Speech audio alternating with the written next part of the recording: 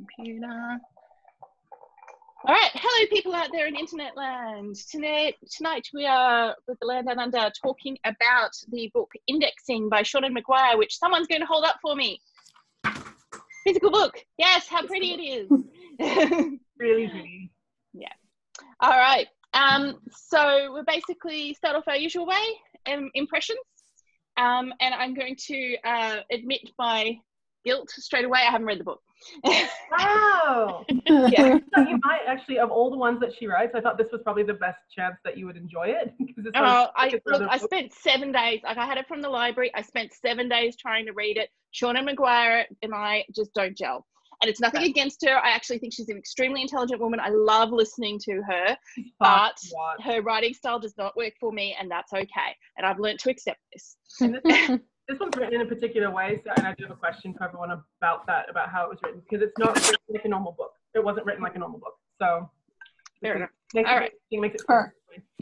Well, since this is Bobby's pick, let's go to you next, Bobby. I really like it. However, I do find, because of the way it was written, I don't always remember in what order certain things happen. Because it's very segmented. Each chapter is a block and kind of a story arc of its own. So, but I do really like it, and I'll confess that I've actually never read the physical book. I have the ebook, but I've never read the physical book because the audiobook is so good. I really enjoy listening to the audiobook. So, yeah. Elizabeth, you're the next one in line. I'll go to you. Sure, yeah. I really loved it, as I really tend to really love most of Seanan McGuire's stuff. I found the structure really interesting in the way that it kind of reflected the sort of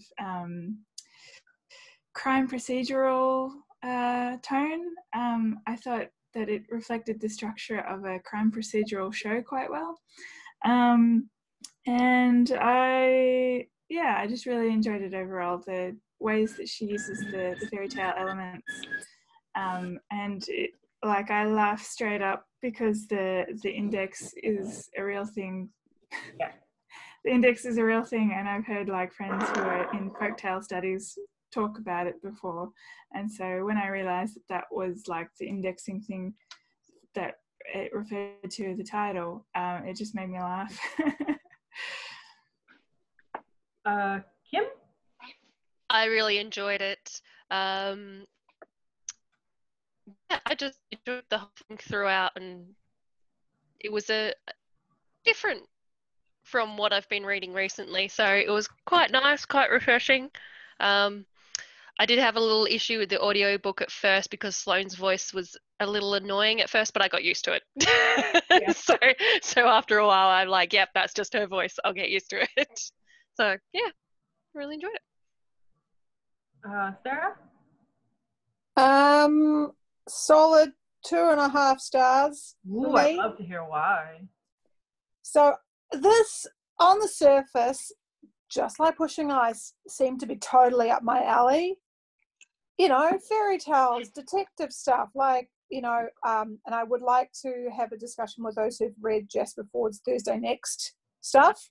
Yeah. Not me, sorry. It was dark, and I know that fairy tales are dark, but there was not enough whimsy for me. And I mean, I like dark shit. I love post-apocalyptic genre. Everyone here knows that.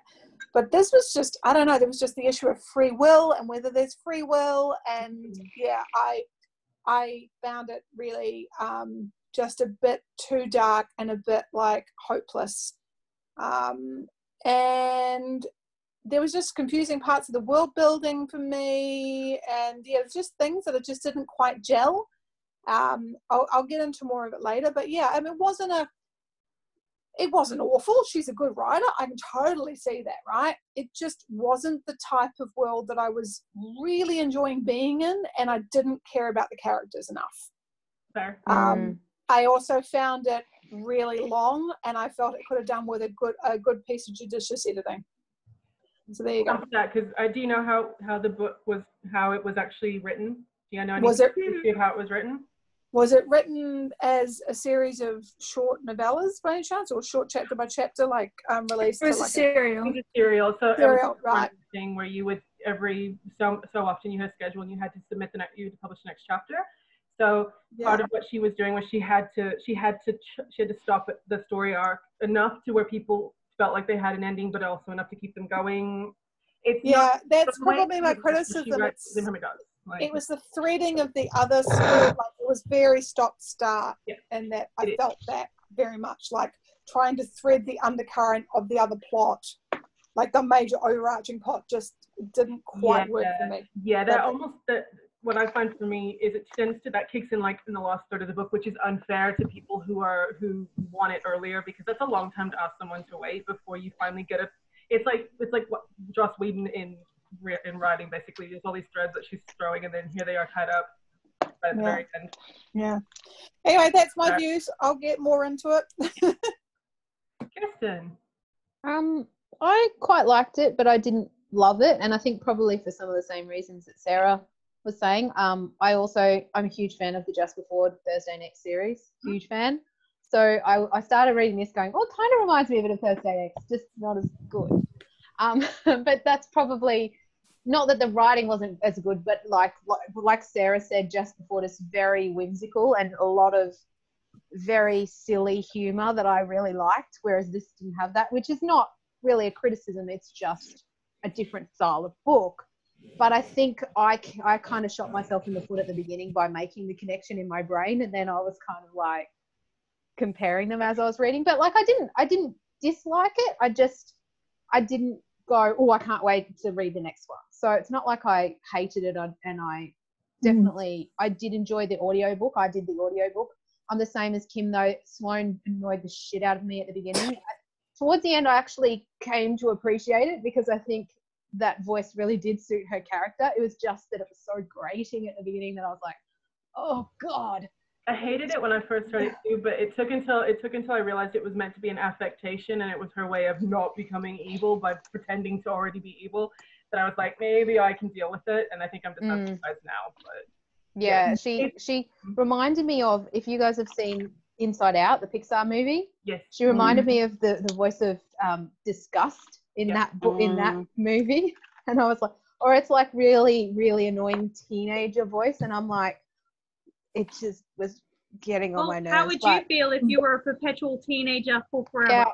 Oh yeah, like I say, I think it did fit with her character, but that does not make it. It was very fun to listen to. It's what's called a Valley Girl accent, and she did it impeccably.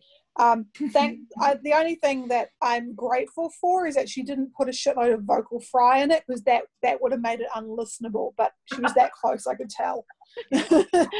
I think it did make it was a good choice as the narrator. I think it made sense with the story. It just wasn't fun to listen to until I did get used to it though. But yeah, I quite liked it. There's some things I did really like. There's some things that I wasn't quite so fond of, but we can get into that later. Naomi and I'm sorry guys, you guys didn't miss this. I'm on painkillers, so I'm forgetting everyone's name and doing all this crazy stuff. You too. Hi. Karina. Karina. Sorry. Am I going to steal all your points? No, go first. Okay. I loved it, but I loved fairy tale retellings. Like, they're my favorite type of story, and I love the way that she used the fairy tales in the world and how they how the story has life. Like, so often people talk about the story having its own life, and in this story, the story actually has its own life. It adapts and changes and affects the world in ways, and I just really enjoyed it, and I wish that she could have explored it more. Like, I really enjoyed them, like, finding the different sort of story types, and I would have liked to see different types of story types and how they can be resolved and sort of thing. I really enjoyed it. I liked all the characters. I loved the voice that she did for Sloane. I think that because it's all being told from Henry's perspective. Yeah. So that's how she feels Sloane looks, and that's how she feels that, that everyone sort of speaks, and that's not necessarily how they are. And like, I feel like we need to take her the way we take Harry, a very biased narrator. I think there was one chapter that was meant to be told from the point of view of Sloane, but it was like one chapter, that's all we got. And I admit, The Cheshire Cat chapter. Yeah, the one where she would. Yeah, well, no, there was two. Then there were two, because there was one when she first left her house, and Oh, that's right. Yeah. That's the Yeah, and she could hear the noise. One that was going off. Yeah. we met a parrot who I wanted to meet again. Yeah, yeah, but we did actually get one that was from both points of view right there, which is interesting, because then you got, like, I didn't pick up on it until the third reading of it, where it was really obvious to me, at least, that, like, yeah, Henry heard it one way and thought that Sloane was fine, where actually the reason why Sloane smiled was because she was gonna kill her. She's like, oh, Yeah. decided, you're done. So Actually, I think I probably would have enjoyed the book if more of it was from Sloane's perspective. Yeah. As I said, I complained about her voice.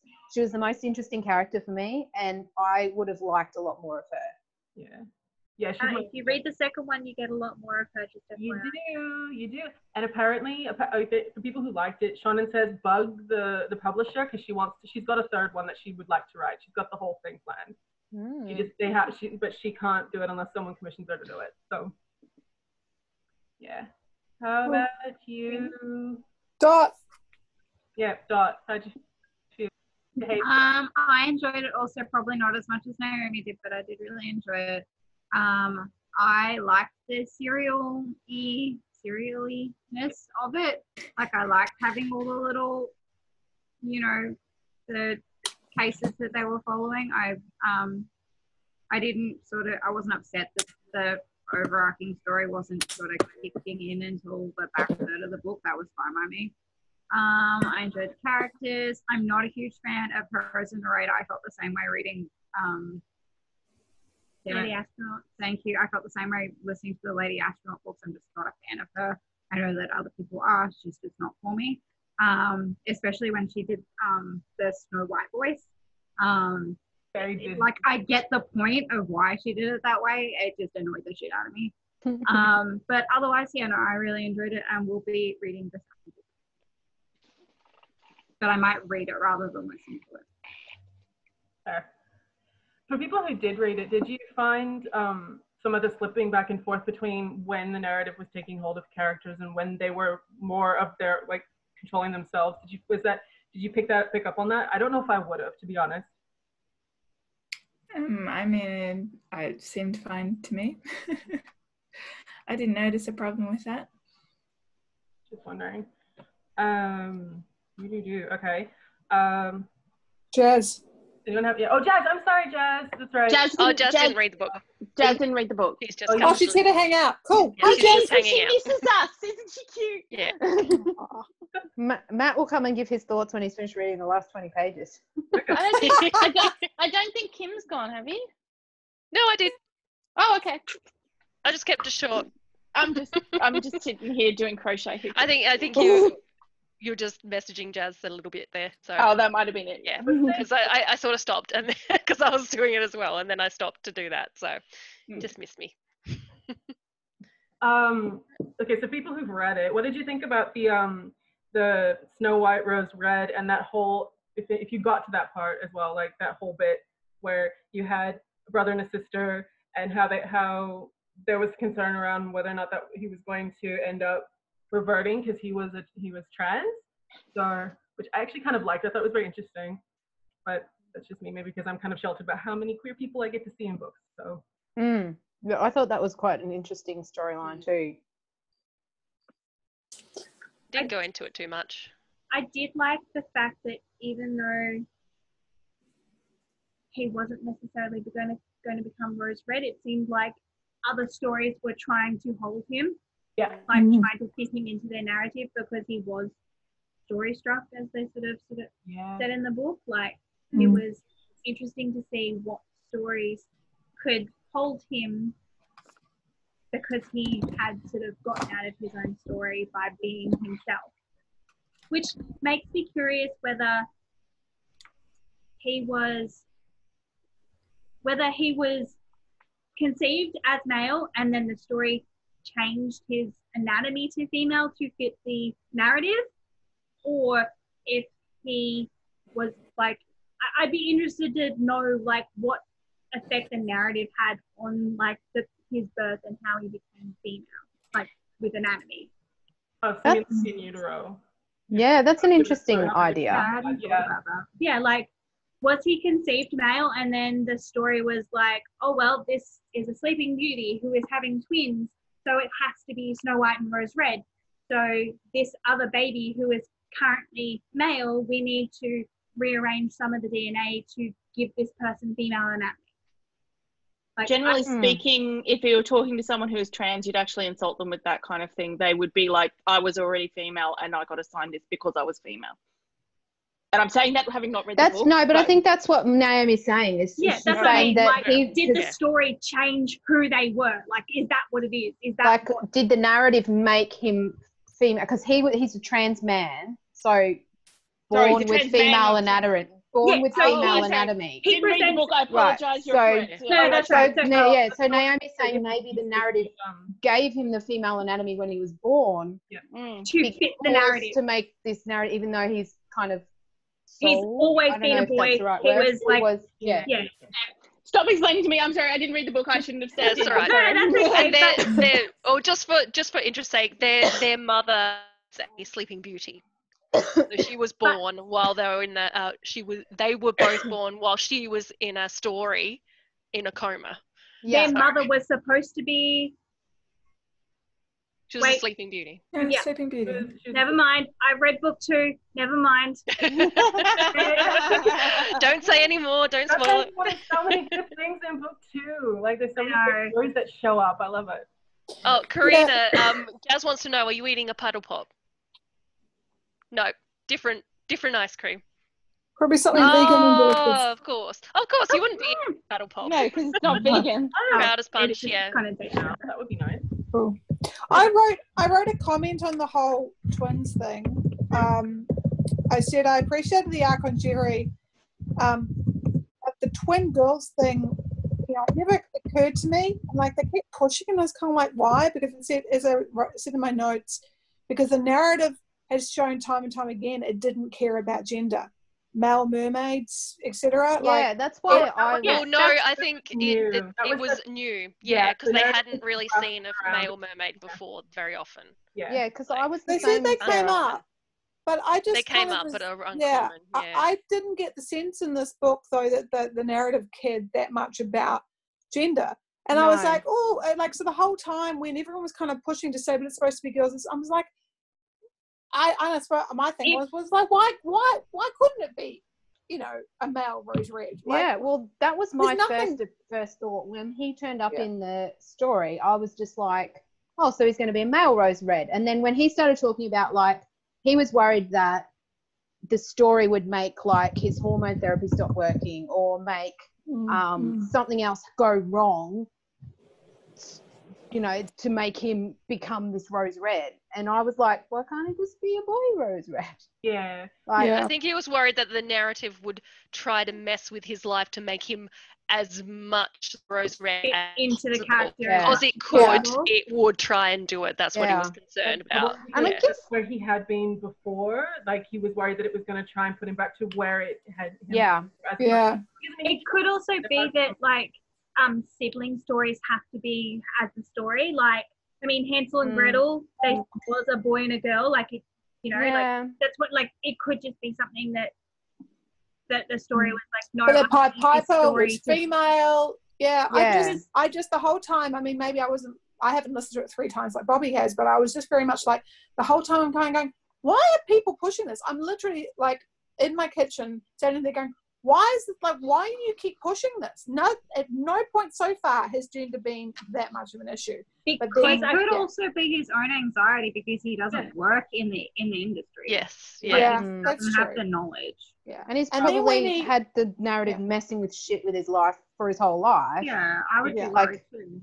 Yeah. Because, like, with their mother and all of that, like, you can kind of not blame him for being worried. Going back to that whole thing of free will, like, I know you hate that bit. I do. I just, because again, it was like his free will can be taken away again, which it had been before. Yeah, that was the major issue I had. I got very confused about where the characters stood in the universe that they worked in regarding free will, because Go ahead. Sorry, I'll be quiet. Yeah, you. I mean, it's just like, someone has a shitty upbringing, and like the whole Elise storyline, like someone falls into the character, and then the narrative takes them over, but they're still acting like they should have known better. And I'm kind of like, but they don't have any free will anymore, according to your storyline, because they've been lost. Like, I got really annoyed. That was part of my major issue with it. It's like, when are you saying it's okay? When are you saying it's not okay? I just found that really and very depressing and sad. Because I did think that they did kind of address that a bit, like that she was also going like, there was a bit with her and what's his face, the shoemaker dude. Jeff. He was like, who I really liked. I really liked him, but there was a bit where he was kind of being a douche, because he was like, well, you're just being like this now because you're activated or whatever the hell it is. And I'm like, yeah, but that's not her fault. And like, I don't know. It was. He did apologize for that, not to defend him at all, but I mean, no. The whole bit about whether or not it's free will or not. I'm wondering how much of it has to do with self-awareness, because I mean, Sloane was really self-aware, and she started picking up on things around her not being quite right, and that's why she was able to put her story in a not in a place, but like navigate around it. Similarly, maybe Elise was just really strong, like self-aware woman, and so she was able to pick up on stuff going. Yeah. She could also just be Coco Loco Bananas. Sorry? She could also just be Coco Loco Bananas, Right. Yeah. Who's this like again? Birdie, I've forgotten who everybody's names is again. So Elise was the stepsister. The evil stepsister who became a Cinderella, searching herself and trying to be a Cinderella. And then the other one, whose name I do not remember, was the Snow White who went bad. Adrian. Oh yeah. Adriana. Yeah. Adriana. Yeah, sorry. She comes up later on, and so that's why I always forget what her name is. But yeah, and again I was confused, but I don't know. I was like, yeah. I mean, the other problem with Jerry and Jerry and Henry might be that a Snow White without a sister becomes a different Snow White, and that might be why the story was pushing for him to be a sister, because but she was already the other Snow White before. Yeah, she was. They were saying he might. Well, she only became that other Snow White when he broke out of his story. Yeah, they were always going to be Snow White and Rose Red until he broke out of his story, and then she became the other Snow White. Yeah. So that might be why the story was specifically pushing him to become a sister, because of that particular narrative and the way that if Snow White doesn't have a sister, she becomes a different Snow White, and it's a different narrative. I don't know, it's just a theory. I think this is one of the issues with this book, is that the more I think about it, the more confused I get. Like, I just want more detail about what we have, not necessarily more story. Like, I'd like to know, like, how they can break people, like get some people into abeyance, and why some people have to go to trial even if they're not an evil stepsister.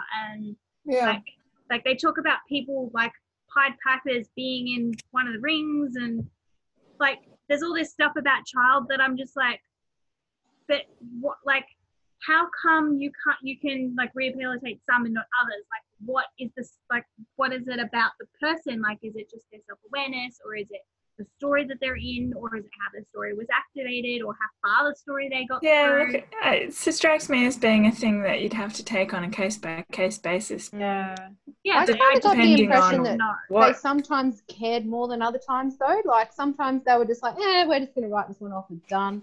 And other times, like, too bad, oh well, that person's going to die, oh well, The whole department seems very sort of like, I can understand why It's that kind the of a- normal cops are like, oh, not you people again, fuck off. I mean, I just feel like the department itself was very bureaucratic and very sterile and hands-off, and this is the process and this is what we're going to follow, and I don't want anybody going outside the lines because then I have to think too hard. But Yeah. Like, I didn't get, like, who is it just saying, like, I kind of wish we'd spend a little bit more time in the world building, like, in the detail? Like, who just said that? Because that's how I felt about the Elise storyline. I wanted to know about the crimes. Was she infiltrating families? How did she infiltrate the families? What role did she play in each? I mean, maybe I missed it, but I don't feel like I got what I wanted out of it. I didn't get that.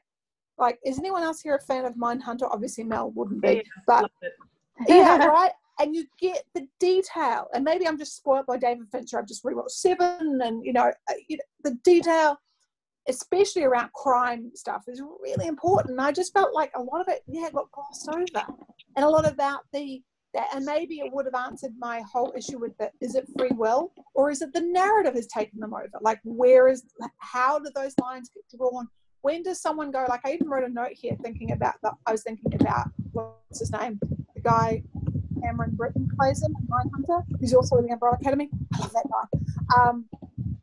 In Mindhunter, about, he had a really, really like, when someone goes from having a really shitty upbringing, so there's lots of probable cause, but then a psychopath, so they switch, they'd start killing, and then they like it, So it becomes have free will to stop, or they're addicted, like, all that stuff. That's really interesting to me. So, and I felt like some of that could have been kind of good, and was kind of missing. And that's again why I just, the stars, it was just like, I'm lost. I did kind of think it seems like the people that have a chance of fighting off the narrative have to know that it's a thing, and most of these people are just not even aware that it's a thing that you have to it's almost like they have to kind of, like, you look at Sloane, like, she's got why are they men in blacking it? Like, it's not like because it hasn't worked for them so far. They need a different approach. I don't know why they wouldn't educate people the science of a story. Yeah. If they see something, they're like, oh, you know what? Maybe this is a story that's going to start happening. Yeah. How do I get help? How do I make sure that woman was Goldilocks, and she was like in a third incursion. It's like, for fuck's sake, tell the woman what's going on. I suppose that on the flip side, though, when you do that and you do educate people, you run the risk, and I'm not saying that it's right at all, but playing devil's advocate, you run the risk of getting people like Birdie and Adriana who know what the fuck's going on and are perfectly happy to use that to their own advantage. Because with Birdie, I certainly got the impression that she knew everything that she was doing. Oh, of course she did. She was purposely picking and choosing and allowing herself to flow with the narrative when she wanted to, because she'd managed to exercise that muscle, if you will. And so I could imagine that maybe somebody up in the bureaucratic mess of that department was like, no, we can't tell anyone, because if we do, then we might have to deal with all of these villains that want to be people who want to be villains and purposely go and do it because they think it'd be fun. Yeah, but that still doesn't stop people like Birdie or Adriana. No, I agree. Yeah, but the less people that know about, the less people take risk advantage. mitigation. Yeah, and they also talked a few times about the fact that story sort of pushed it, like, people didn't would forget about it, like it didn't exist if they came up against it, and their minds would explain it away, because the story that they were in, I guess when we get further into it and it talks about the monomyth, the story that they're in, which is reality, doesn't want them to remember or think about these things that are not part of its current story. Current story. So it helps to make people forget. So people don't want to learn, or the story tries to make it, the main story tries to make it so they can't remember, or that they don't remember weird things that happen. If you think about reality being a monomyth, then everyone is always in a story. Yep. Yeah, and that's just the current version that's playing out, and it has never been told. So it warps itself so that they don't remember the other stories, so that they don't follow that, and so they don't remember the things of the other stories, and they don't less likely to come true, I suppose, in that regard. For that particular explanation, that took me 2 or 3 reads to understand what she meant, because they're like, with the way it's written, I love the serialization of it up until I had to understand what they meant by that, because I was like, wait, stories are fighting back, but here I am in this wood, which I thought was part of this other thing that was happening. It did take me a bit. So like I could find that I could see Yeah. that frustrating for I some. have a line here. I don't know how Henry defeated Birdie. Snow and shit. She put Birdie in a catch-22. That's what it was. But Yeah. And she basically she got her to power down enough that they could arrest her, was really all it is, because of course she's a Snow White. Yeah. Oh, I remember the catch-22, but the whole like snow and stuff. I'm very like. Yeah. It was anyway. Going back to like the very, very original Snow White and Brothers Grimm. Oh yeah, well because she was the sacrifice for spring. Yeah. Like she is the girl with the heart of ice, and her story starts with blood on the snow. Like that is the very, very first monomyth of Snow White, and every Snow White that's out there can access that power if she knows she can. Which is because Henry's done so much research about every type of Snow White, every incarnation of ones with dwarves and ones with poison apples and girdles and brushes and hair clips so why that she knows all the loopholes she can jump through, so it makes it easier for her to manipulate her story. And that's why I think, especially with bringing people into the bureau, if you are going to bring people into the bureau, really training them about their personal story first before they go out into the world, because they can, especially if they're active, can manipulate their story in so many ways depending on what their story is. Yeah. Although we kind of get a little bit of that in the next one, Indexing Reflections, if anyone decides to read it. They talk about that a bit because, I mean, they allude to it with Demi, how Demi didn't get the training, but they also didn't know how to train her because they'd never had one before. And because they follow Sloane so much in the next one, you see how Sloane was trained and how she was treated, and you actually get a pretty good insight into how fucked up that department actually is, and what it's so puritanically based, it's ridiculous, which is why Sloane is so screwed up, like because of how she's treated and how she's like. I'd like to put forth that Demi was pretty crappily treated too. Yeah. Oh yeah. Not as bad as you She's think 17. it is. It's a lot worse than you think it is. Read book 2. Oh yeah. And this is what I mean by dark. Like in this book, the body count is unbelievably high. It's redonk, and they never seem to mourn anybody in it.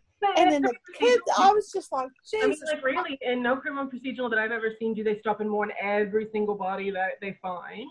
To be fair, just the ones that the story is. But it's they very lost much colleagues. They lost colleagues to the Ghost Bears. And they just kind of killed half the bloody place, didn't they? and they never gets talked about. No one ever seems to be affected by it. This is what I mean by a little bit more in the this is a genre problem there. You are looking for it to be a genre that it is not, because this is A, fairy tale, and B, crime procedural, and neither of those are big on funerals.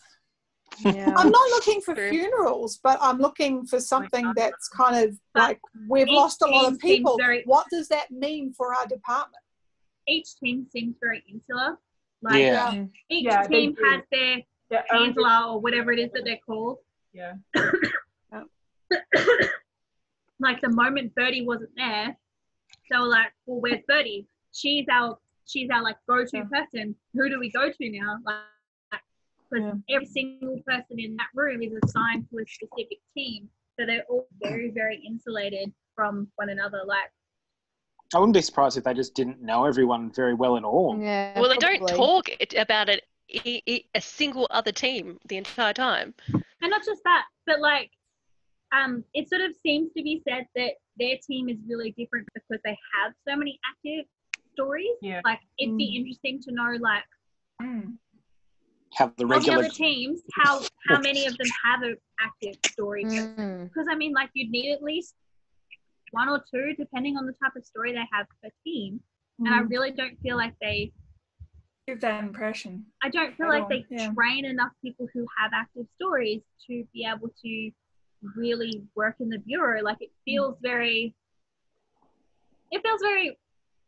white man. Like white man police officer, if you know what I mean. Like, back to Mindhunter. It's like the 1970s, you know, like department, like FBI's. It's very. They have their token black person in their squad, and that's all they have, and that's why I feel like their team is so different, because they have so many actives and they understand the narrative in a way that other people don't. I'm very sorry, my dogs are going crazy downstairs.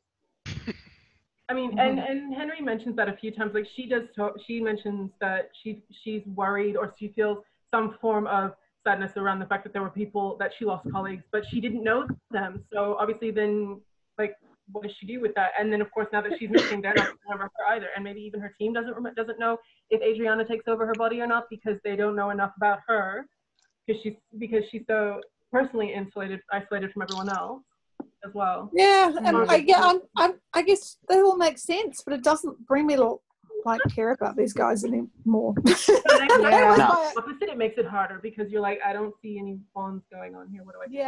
Yeah. Matt, by the way, since you came in late, did you like it, hate it? We didn't get to ask you that question. Which one? Matt, hi. 20 Which pages, one? Matt. Me.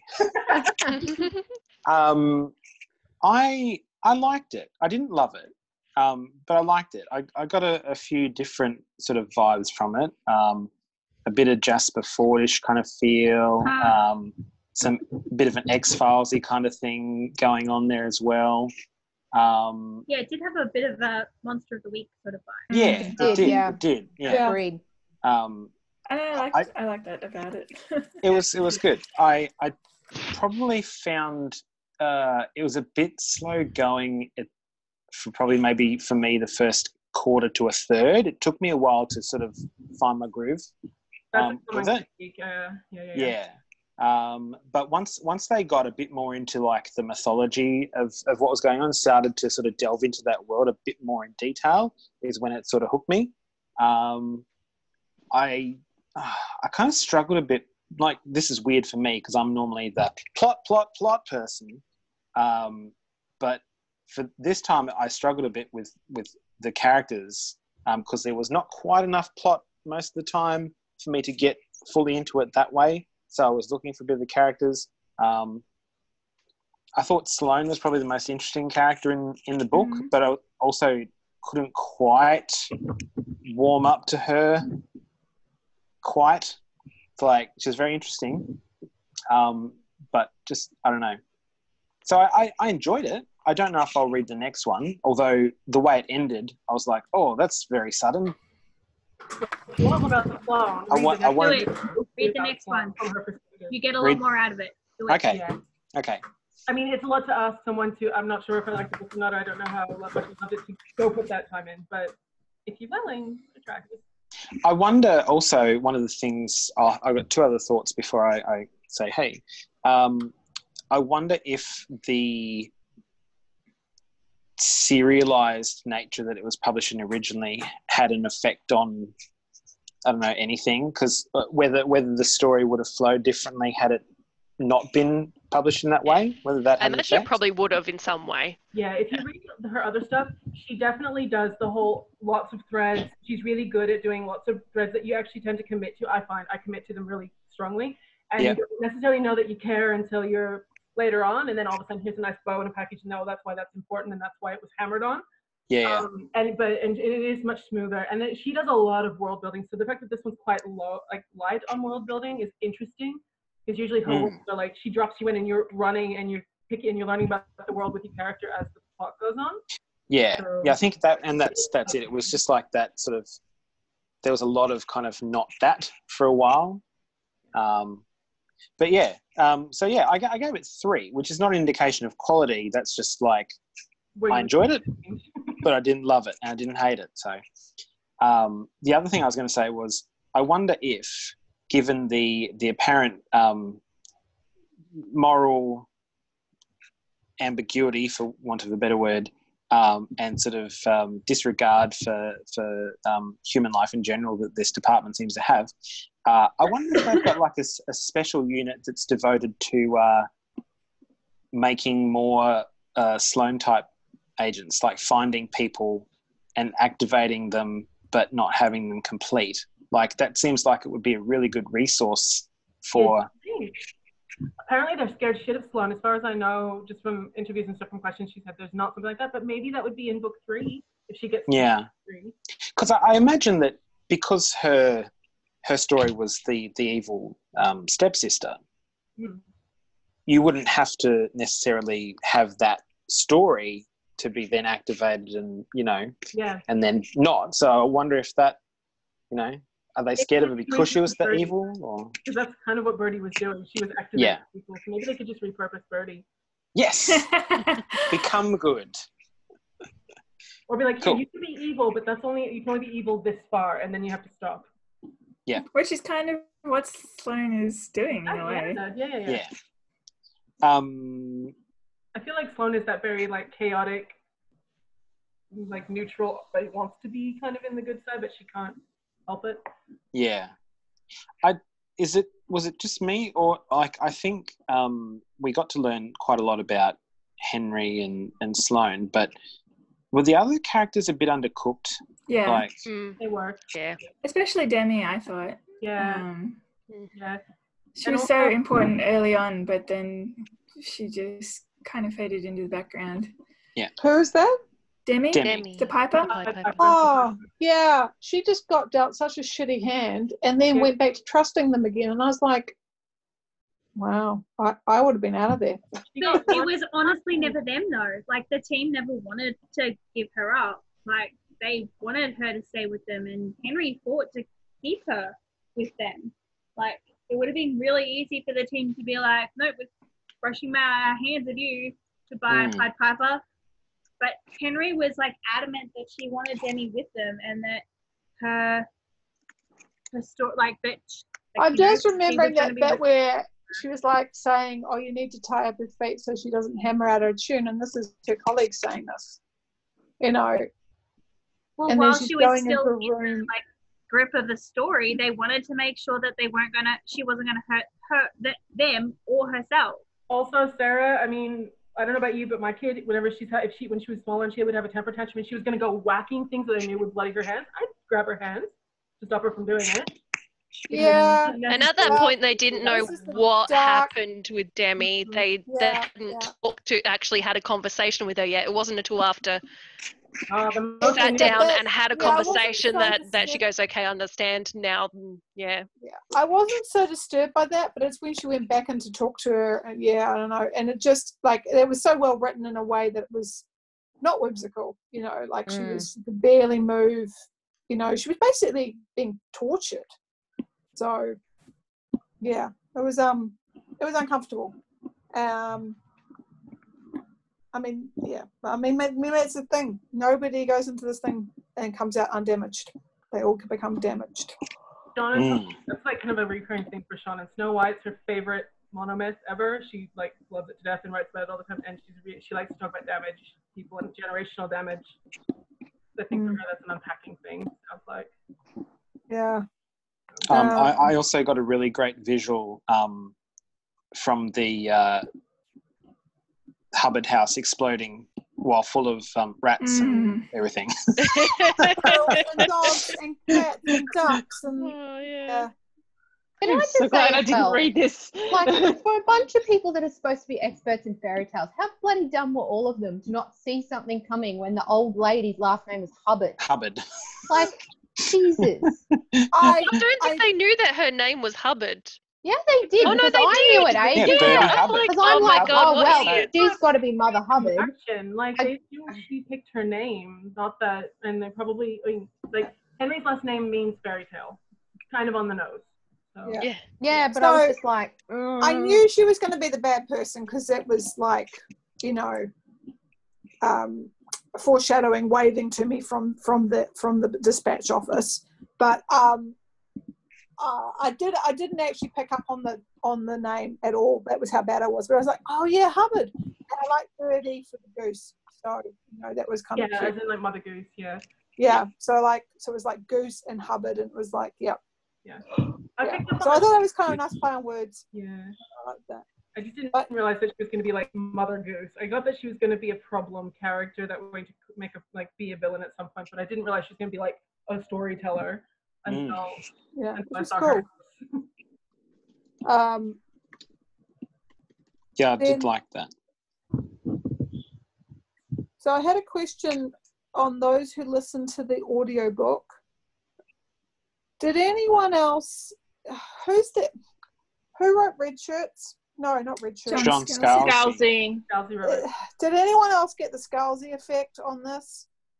He I I said. never read Not She it. Scalzi, said. so Not They said. He said.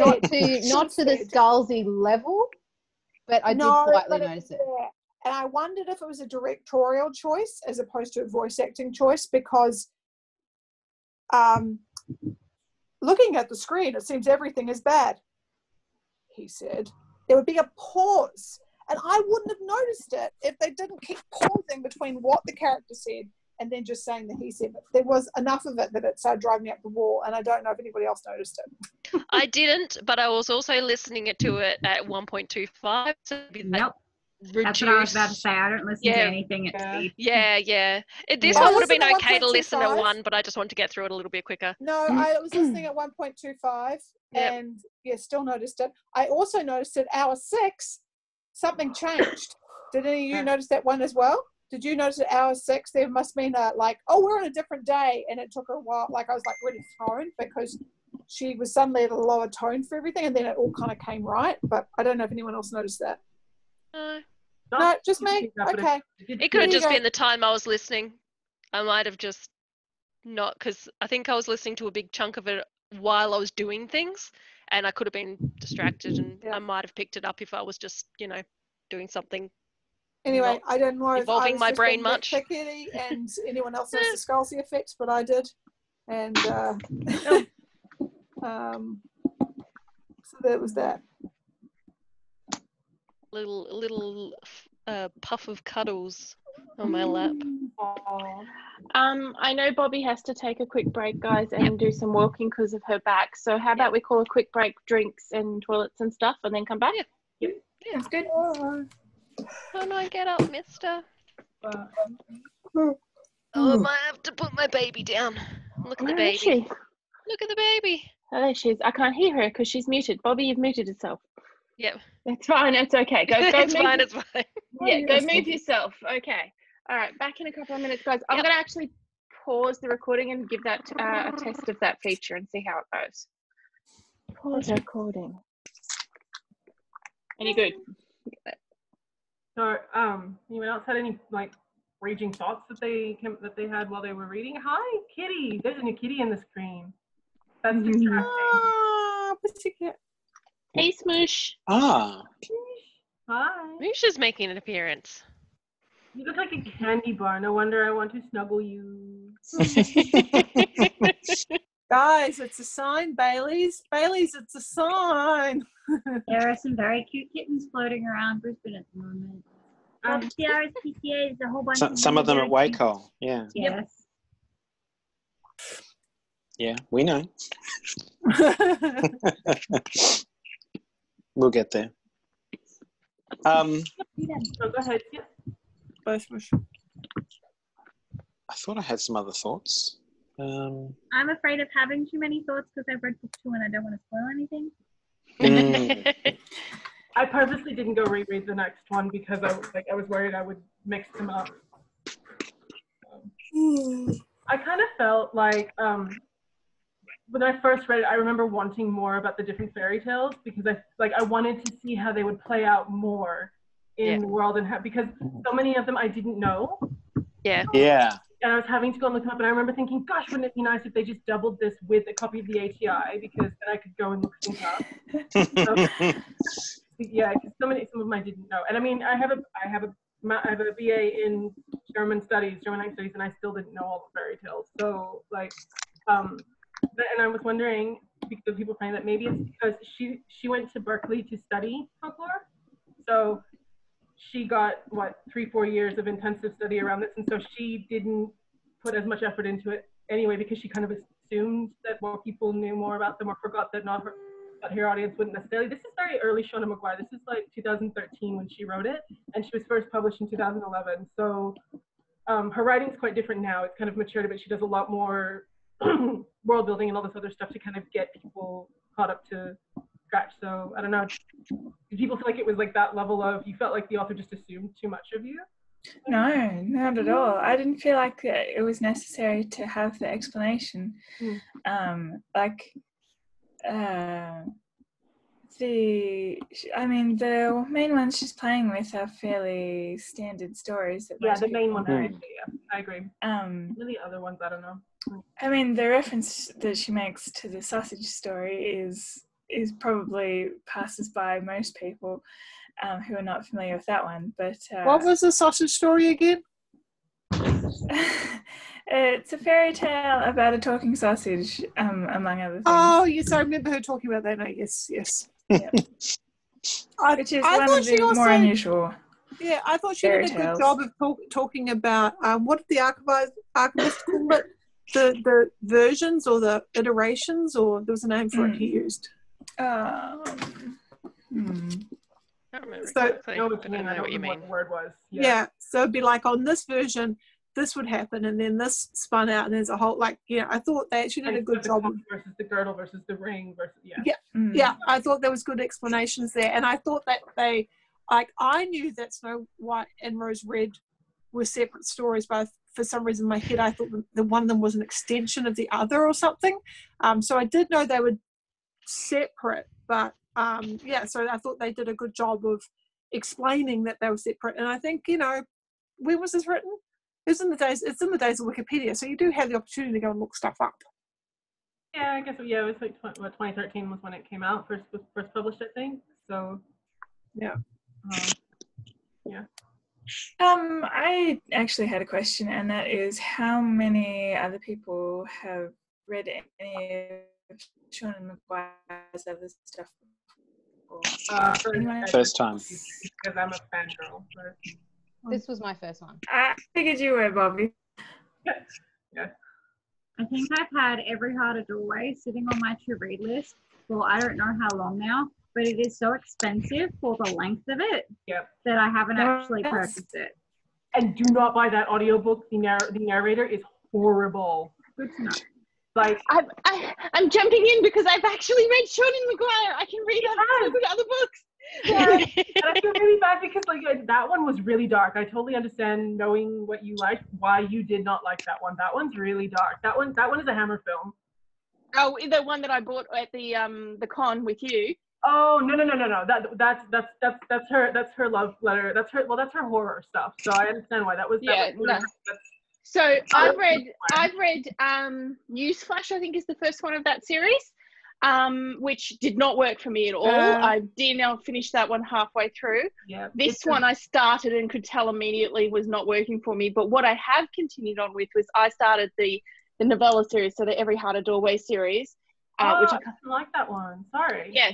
So I've actually continued on with that series, mostly though because it was available at my library. Yeah. If I'd had to purchase it myself, I don't think I would have continued, but because my library has got them all, I kept going, and I've also given them to my niece because I thought that they were right up her alley. Okay. Yeah. So I've read Rosemary and Rue. Yep. Which I remember enjoying, but I never read any more of it, so I obviously didn't enjoy it enough to keep reading. Yeah, that one's heavy. That one takes, I feel like as a first book in a series, that one is heavy, because that whole first so many chapters is about being stuck as a fish. And I don't get me wrong, I love them, and I've read them all many, many, many times, and I have like this annual thing of I read them over Christmas every year, so I love them. But that first one took me ages to get through. And some people watch Harry Potter and Home Alone. You have your own thing. I also watch like White Christmas, and like the puppet movies about Christmas. I'm weird, but oh no, the Muppet ones are good. No, Die Hard. The claymation. Die Hard. I do also watch Die Hard on Christmas Eve. I also tried to read Middle Game, but I was listening to it and just could not make sense of it. Like, I could not make heads or tails of that story. I have no idea what was going on. Okay, probably because you don't understand why it makes no sense until you get halfway through it.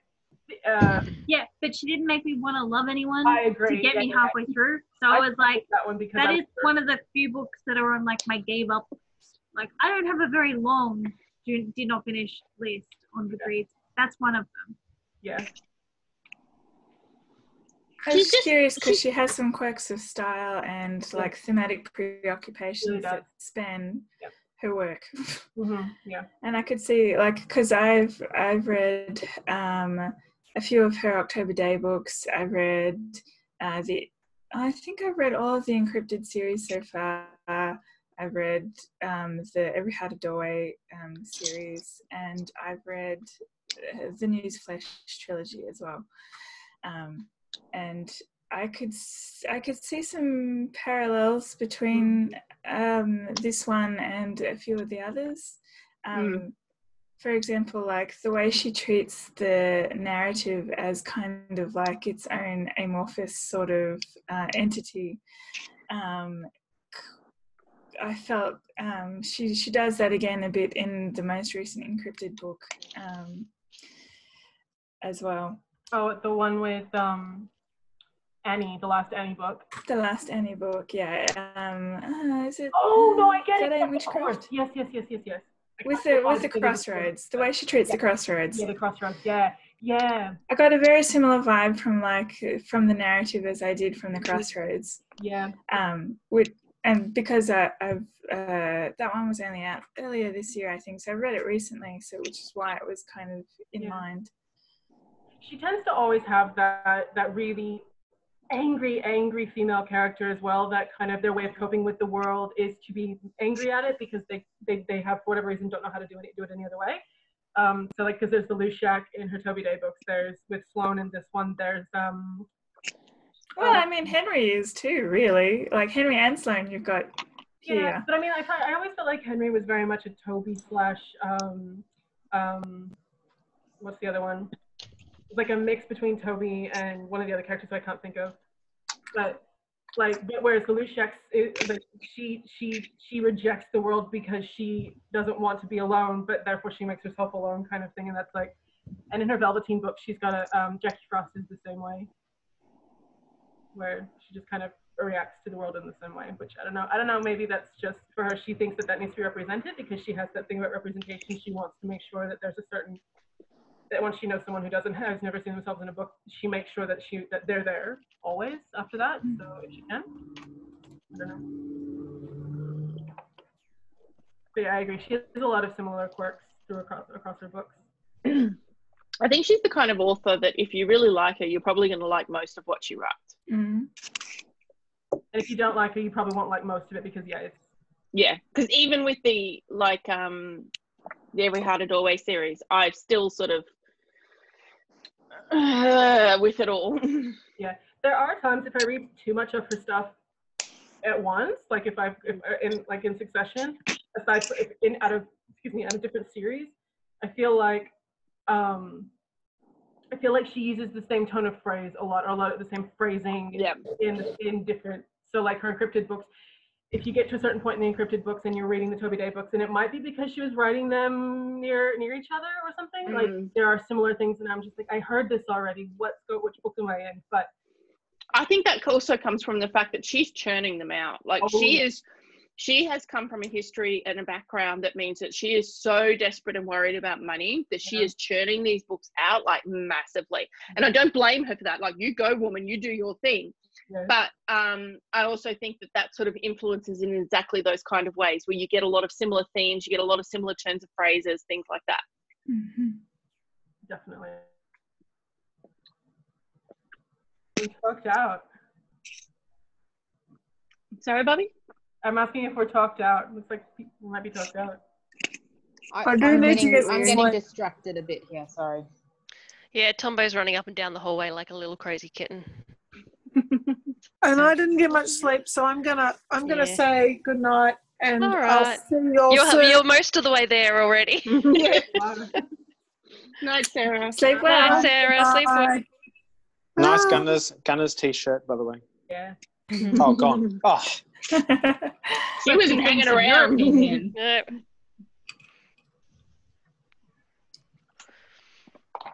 I'm just trying to recover from frickin' vodka making me tipsy. I have a feeling we might be talked out because we're very quiet all of a sudden. We are. Yeah. It is Tuesday too, which is unusual. Yeah, it's a school night. I was trying to read something. I was trying to read from my uni thing I'm doing last night. I read a chapter and I like just sat there and went, I have no idea what I just read. I haven't processed any of that. Time to stop. Yeah. Like, no point going any further. I'm not going to learn anything. Yeah, I know I'm a bit out of it because I made myself a tea and brought the spoon with me, and I never do that. Weird. Well, thank you, Bobby. I enjoyed it. Yes, yeah, it was a good pick. Woo, Bobby's first pick, yay! Hey. Oh, first pick, yes. Yeah, that was the first one. Yeah, it could have been worse. You could have picked Artemis. Yeah, I think we've all had some stinkers in the past. Yeah, we all have, yes. No, And this sure, was not wrong. a stinker. This was fine. It was just that it was mixed reviews, which is, No, I think, I'm better. not saying that this is a stinker. I'm saying that, like, we've all picked a book. Yes, if it wasn't a good pick for your first pick, we've all done it. Like, yeah. But what I haven't. Except for Karina. I've had books where you guys have been wrong. I've never picked a bad book. I haven't, but only by virtue of the fact I haven't picked a book yet. Yeah, oh, I definitely have. I'm still apologizing for that bad book. I'm so sorry, guys. It wasn't even as bad as you think it was. What was the one? Oh, it was Smoke on the Water or something like that, wasn't it? That's a song. I think it was just called Smoke. Yeah, it was. It was oh just yeah, called Smoke. the Dan. Maybe it was the what's his cover name? that made me think of Smoke on the Water. Possibly. I don't know. Anyway, Yeah. are we done? Great choice, Bobby. Thank you so much. I'm very much enjoyed it, and I'm very glad I read book 2. I'll give book 2 a go. Can you get Yeah. your hair off me, please? Keep book 2 a go, and if people want to, we can like have a separate chat and talk about it so that other people who don't really care too much don't have to listen to us. That would be cool. Oh, yeah. All right. All right. Anyway, thank you anybody who watched us tonight. Bye.